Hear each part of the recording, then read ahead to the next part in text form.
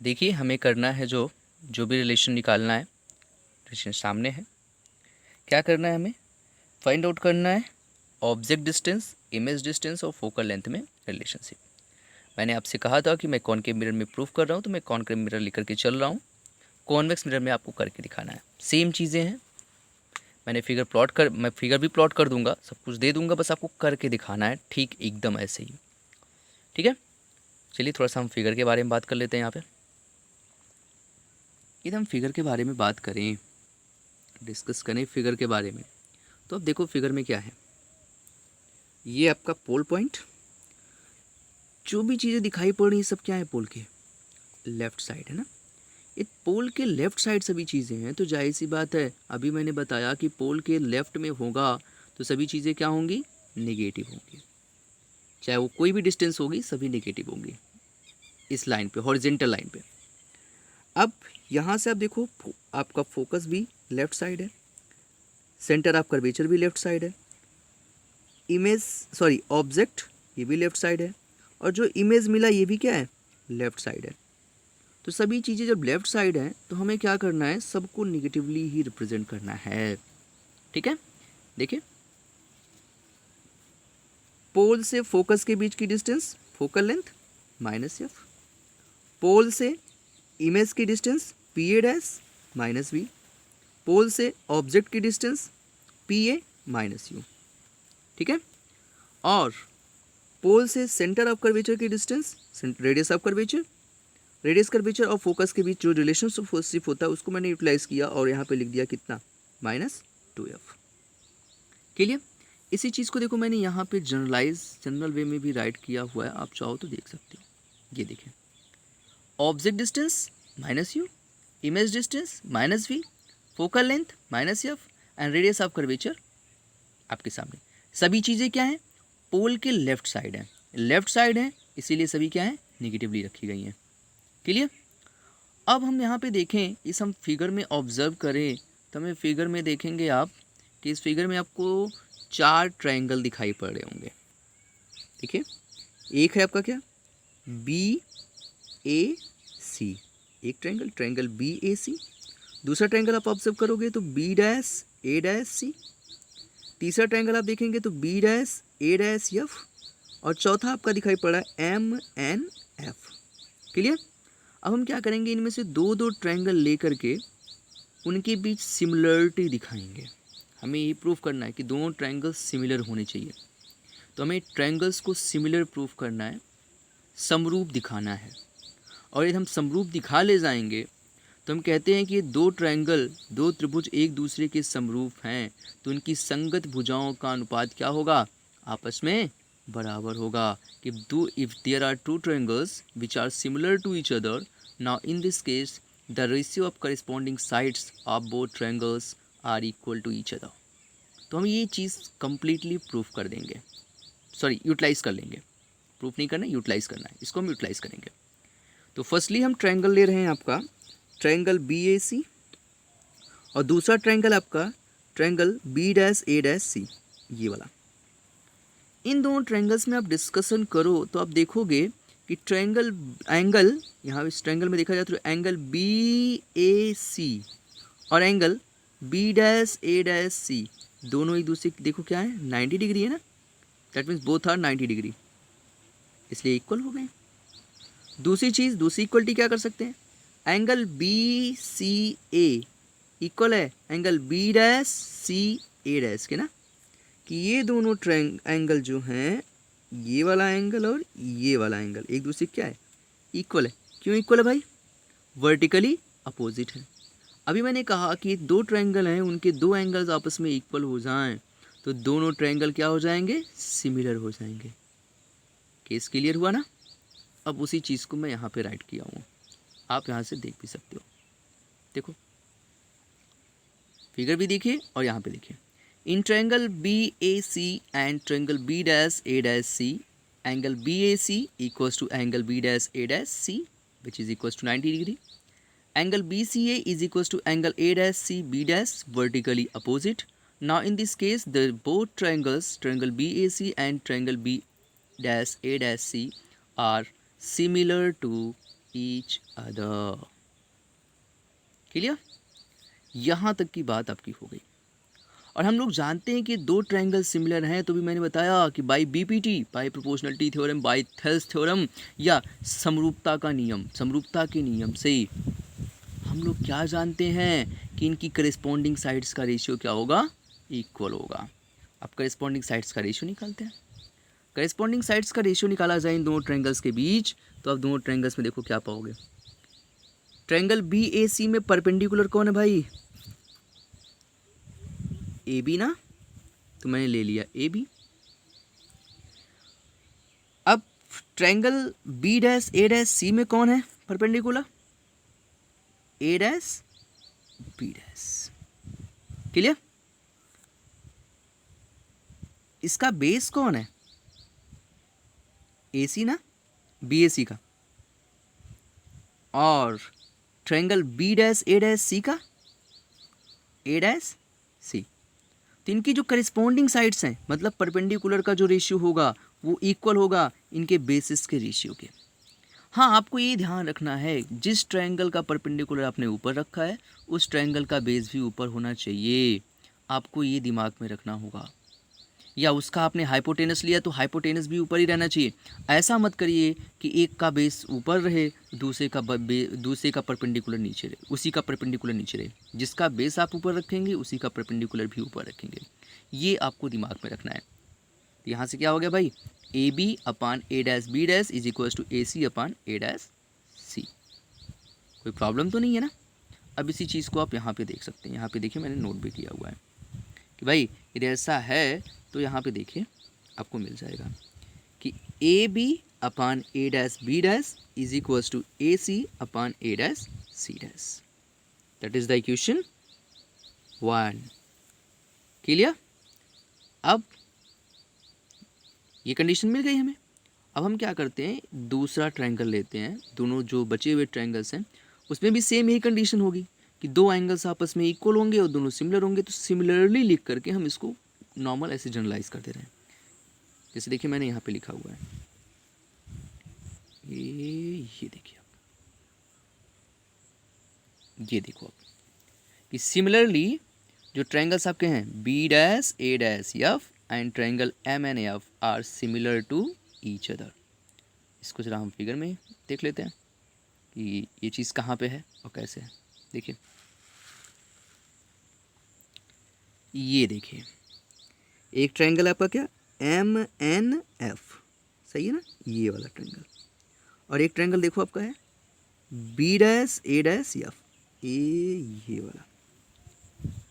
ये दोनों भी होंगे, देखो ये 90 डिग्री, ये 90 डिग्री, ये दोनों क्या वर्टिकली अपोजिट, ये एंगल ये एंगल ये एंगल ये एंगल देखो वर्टिकली अपोजिट है, ये दोनों क्या है आपके 90 डिग्री है। तो ये भी वही कंडीशन आया।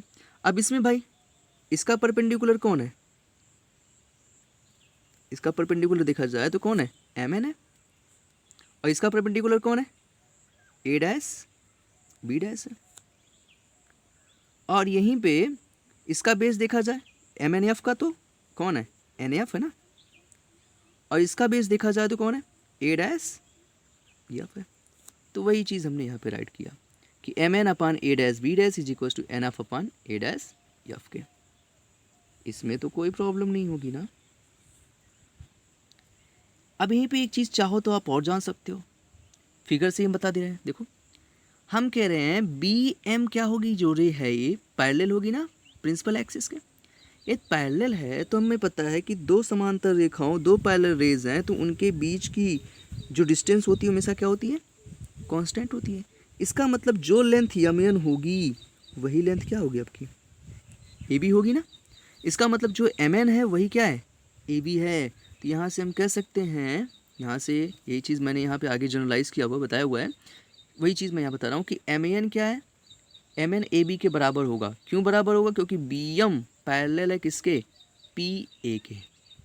ठीक है, वही चीज़ मैं आगे करने जा रहा हूँ। देखिए ये अब देखो यहाँ पे, ये देखिए M N upon A dash B dash is equal to F N upon A dash F के। अब यहाँ पे याद करिए जैसे हमने फोकल लेंथ में किया था ना कि बहुत छोटा मिरर लिया था, वैसे ही इसके एपरेचर को हम घटा रहे हैं। एकदम इस एफ के अपर्चर को इतना छोटा कर दें, ऐसा ले लें मिरर, ऐसा, तो इसमें भी भाई पोल होगा, सही है ना, और इसमें पैरेलल रेज भी आएंगी, इंसिडेंट होंगी, ऐसे जाएंगी। अब इस कंडीशन में देखा जाए तो जो परपेंडिकुलर हम एम एन डालेंगे, जो यन एफ होगा, जो यहाँ पे फोकल लेंथ है, ए आपका यन है, ए एफ है, तो इस कंडीशन में आप देखोगे कि जो यन एफ है वो लगभग बराबर होगा किसके, पी एफ के।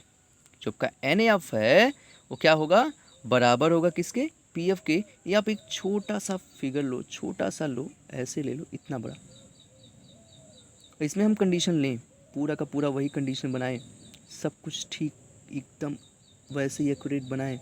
तो अब आप देखो, ये आपका पी, ये आपका एफ, ये पी एफ आपका क्लियर है। अब यहाँ से आप परपेंडिकुलर ड्रा करोगे, देखो क्या हो रहा है, लगभग वही आ रहा है ना, उसी पॉइंट पे आके इंटरसेक्ट हो रहा है। तो वही कंडीशन है कि यहाँ पे लिया गया कि if the aperture of the mirror is too small then F N is equal to किसके, पी एफ के। ठीक है, अब इसका मतलब हम एन एफ के प्लेस पे, जो मैंने यहाँ पे एफ एन लिया हुआ था, ये सिक्वेशन में एफ एन लिया हुआ था ना, अब एफ एन के प्लेस पे क्या लिख सकते हैं, पी एफ लिख सकते हैं।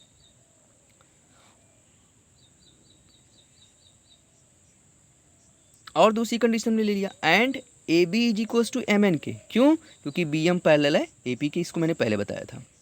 तो हम एम एन के प्लेस पे क्या लिख सकते हैं, ए बी लिख सकते हैं, लिख दिया। देखिए, A B is equal to A B upon A dash B dash हो गया, अब P F upon A dash F हो गया।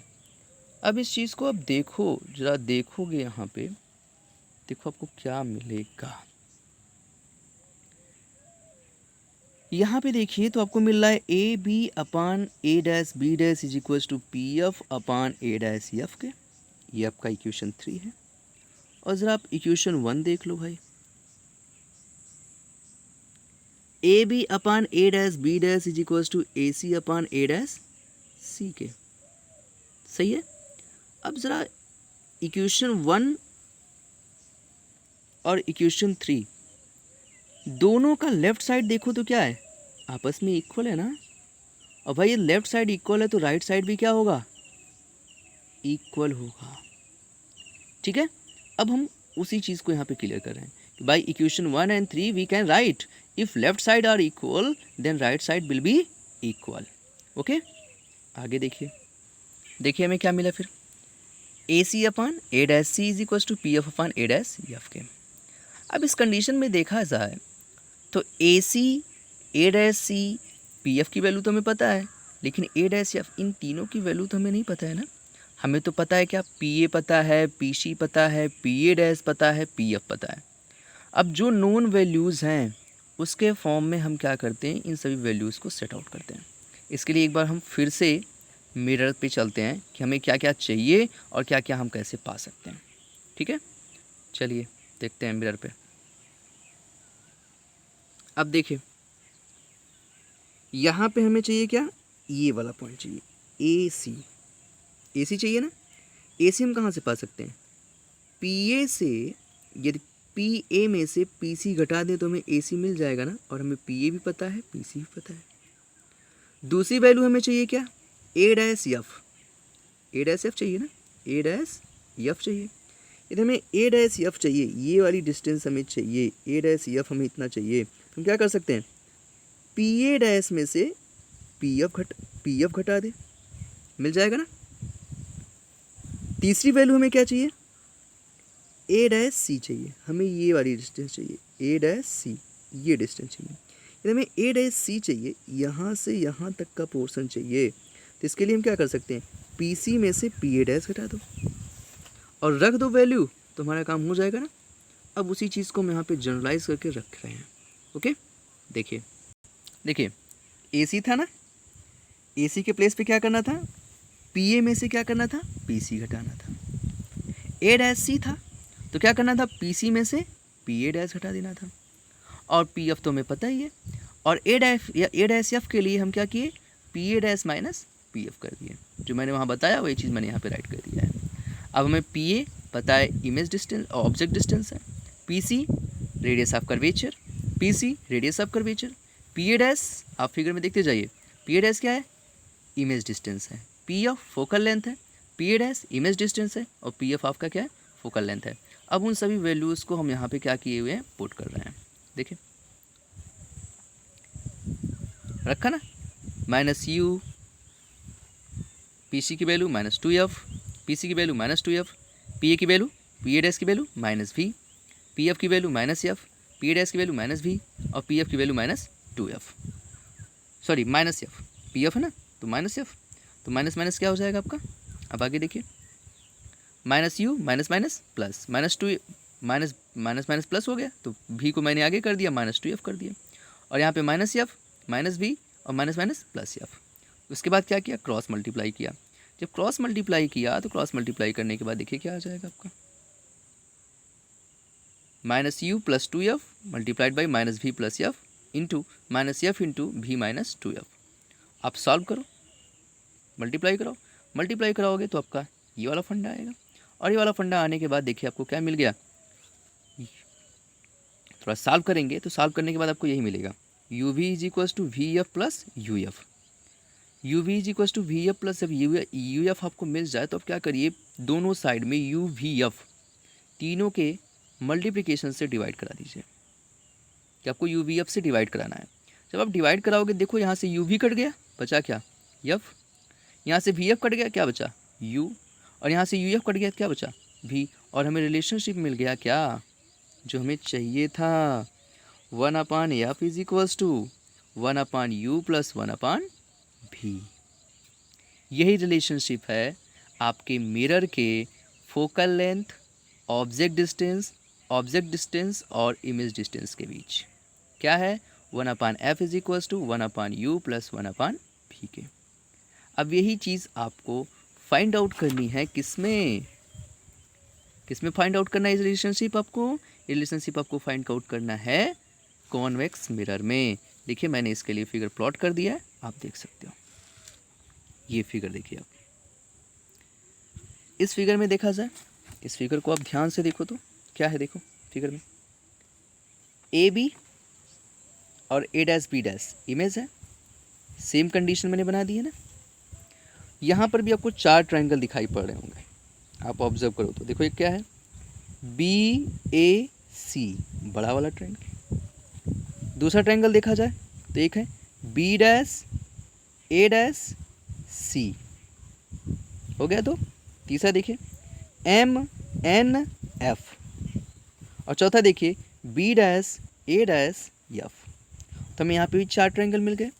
अब देखिए पोल से लेफ्ट साइड क्या है आपका, ऑब्जेक्ट है, इसलिए मैंने यहाँ पे क्या यूज़ किया है, minus you. Radius of curvature क्या है, राइट साइड है तो प्लस 2f। फोकल लेंथ क्या है, राइट साइड है प्लस एफ। इमेज क्या है, राइट साइड है तो क्या हो गया v। तो सब जो राइट साइड है उसको मैंने पॉजिटिव साइन से रिप्रेजेंट करा है, जो लेफ्ट साइड है उसको मैंने नेगेटिव साइन से रिप्रेजेंट किया हुआ है।